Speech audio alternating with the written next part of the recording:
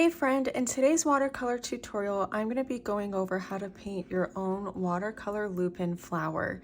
These grow abundantly in Mount Rainier National Park in the summertime. I'm so excited to paint this flower with you today. Without further ado, let's get painting.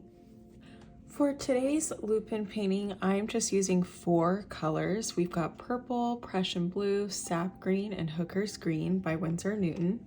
And then I'm just using 2 round Princeton brushes in sizes 2 and size 8, and my artwork paper is a size 5 by 7 inches. To get started today, I just want to mix some purple up. I've got a little bit of leftover purple in my palette here, and I'm just going to add some more purple right in here. And I'm just adding plenty of water so that way the purple is watered down. And I want to just start to lay out our flower here. We've got a cone shape that we're going to be mimicking with this lupine. And to start at the base, it's going to be the widest. It's almost like it's going to be funneling this direction towards the left corner. And to start, I am using a size 8 brush here, and I'm going to do just a few simple brush strokes using part of the belly of the brush here. And then I'm applying a good amount of pressure and then lifting up.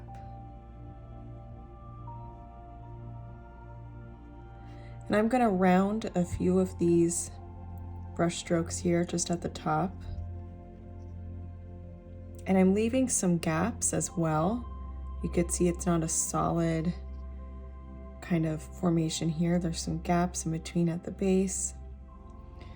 Then from here, I'm just going to rinse my brush, and I'm going to pull from some of the pigment down below here. I'm starting out light, so that way I can build and add some more dimension in a moment. And I'm just going to do a second row using the tip and the belly of my brush. I have this neat kind of texture forming. Okay, now for the third layer, I'm going to need a little bit more paint here. And as I'm going, I am decreasing the width of the flower.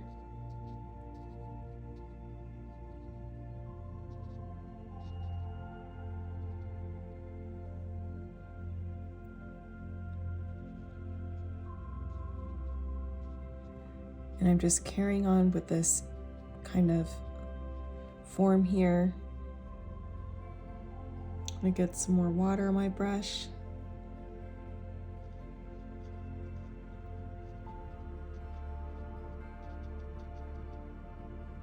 Okay, and then from here, I just want to do kind of a simpler, just dainty layer.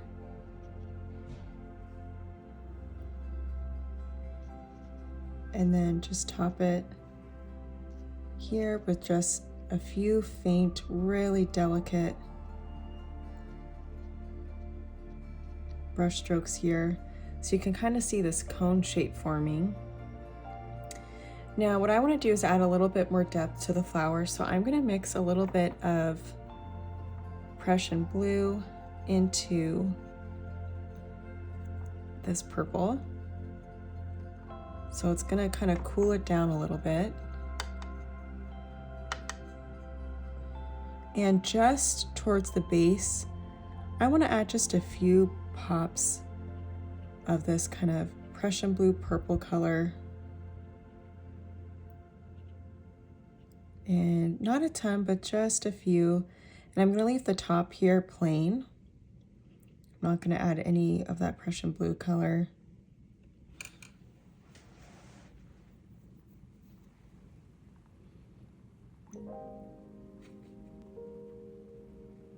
Okay. Then from here, I want to take a concentrated amount of purple, a really nice deep value of the purple, so not as watered down. And I just want to do just a few pops of this really vibrant purple towards the base. And I'm just doing it in a few areas using the tip of my brush. And this is just going to give the flower a lot of contrast, some variation in shading. And I'm allowing it to kind of bleed out.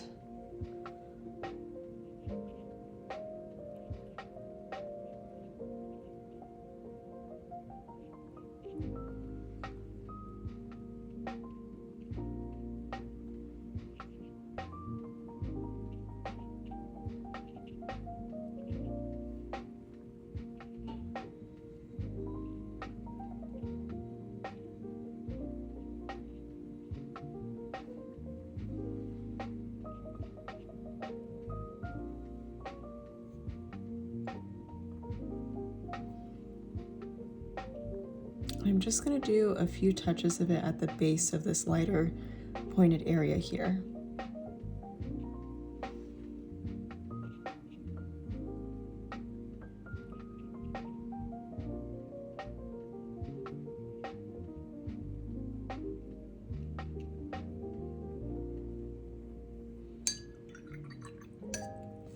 Okay, next up, I am just going to kind of help some of this dark purple kind of bleed and blend in just a couple areas, just softening some of the bleeds with a little bit more water.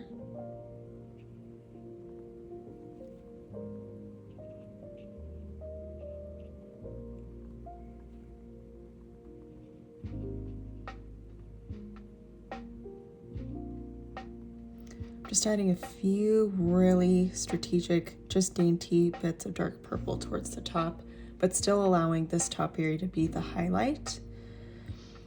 Then from here, I'm gonna take some Sap Green, and I'm now gonna switch gears to my size 2 brush. And using the size green, I am going to start with my stem, and I'm just doing an angled, just curved line, like so. And I'm touching the base of the flower. It is still wet, but we're kind of working with some nice wet and wet technique with our flower today. And then from here, I'm going to do just a few dashes of green, almost like the letter Y or some V letters. And I'm just allowing it to bleed slightly. It's gonna be a nice, really watery kind of look to the flower.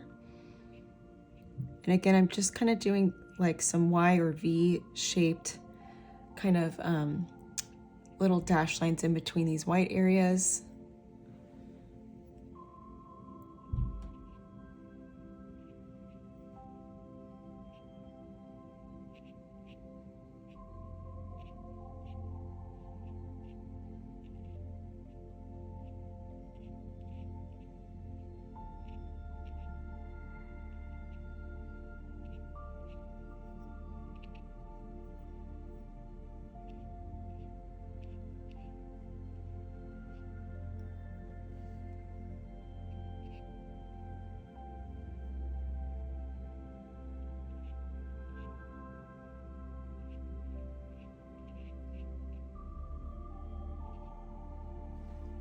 Okay, then from here, I'm just going to take my brush and do just a couple branches on either side. So starting with kind of a rainbow curve. So here's one on the right side, here's one on the left. I may just do one more kind of pointed slightly downward. And then from here, I'm going to switch gears to my size 8 round brush to get some leaves going. And for the leaves, I'm going to apply some pressure with my size 8 brush and then lift it at the very end for the tip of the leaf. And I first start with the leaf at the very end of this rainbow curve, And then from there, I'm just going to carry on adding similar leaves on either side of this rainbow curve here. It's okay if they kind of overlap a little bit. Okay.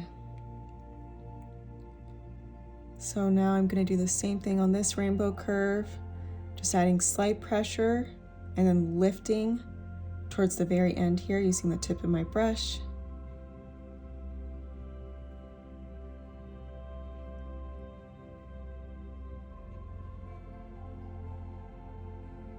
Maybe this leaf over here is kind of underlapped behind the flower.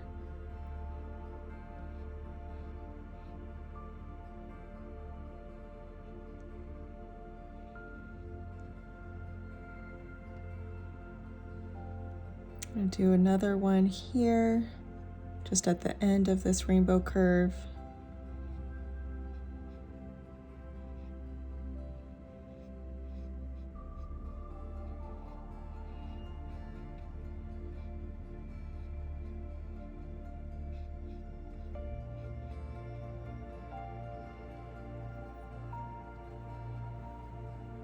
Okay, now just add a little bit more depth to the leaves. I'm going to use my size 2 brush, and I'm going to use some of our darker green, which is our hooker's green, versus our sap green, which is a little bit lighter.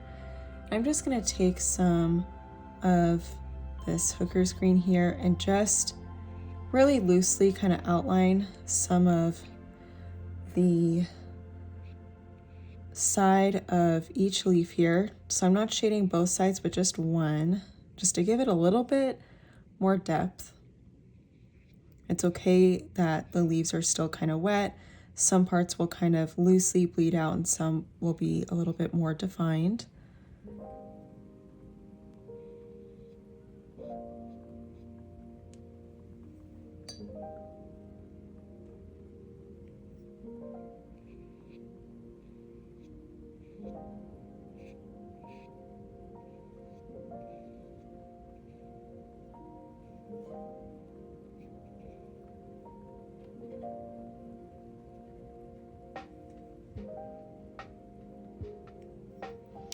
And then from here, I'm just gonna kind of outline the edge of our stems here.